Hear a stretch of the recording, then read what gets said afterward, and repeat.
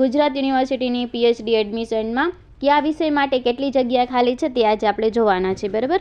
તો પહેલાં આપણાને અહીંયા સાયન્સ આપેલું છે, તો સાયન્સમાં કુલ કોમ્પ્યુટર સાયન્સ છે તેમાં 11 સીટ ખાલી છે, બરાબર. એના પછી મેથેમેટિક્સ સાયન્સમાં 2 સીટો ખાલી છે, ડેટા સાયન્સમાં 1, પછી લાઈફ સાયન્સમાં 9 સીટ ખાલી છે, બરાબર. એવી જ રીતના તમને અહીંયા અલગ અલગ એની સીટો આપેલી છે. તેના પછી આપણે જોઈએ તો લોમાં આપણાને કુલ 8 સીટો આપેલી છે અને આર્ટ્સમાં 2 સીટ આપેલી છે. આર્ટ્સમાં પણ અલગ અલગ આપણાને વિષય અહીંયા દર્શાવેલા છે, બરાબર. એ સાથે નીચે આપણે જોઈએ તો કોમર્સ સબ્જેક્ટ આપેલો છે.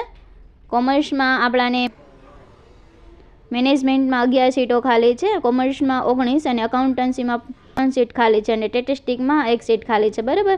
અને એજ્યુકેશનમાં આપણાને 20 સીટો કુલ ખાલી બતાવેલી છે અને મેડિકલમાં પણ આપણાને અલગ અલગ સીટો અહીંયા આપેલી છે, બરાબર. તો આ તો ગુજરાત યુનિવર્સિટીમાં અલગ અલગ સબ્જેક્ટમાં આટલી સીટ ખાલી છે, બરાબર, વેકેન્ટ સીટ છે.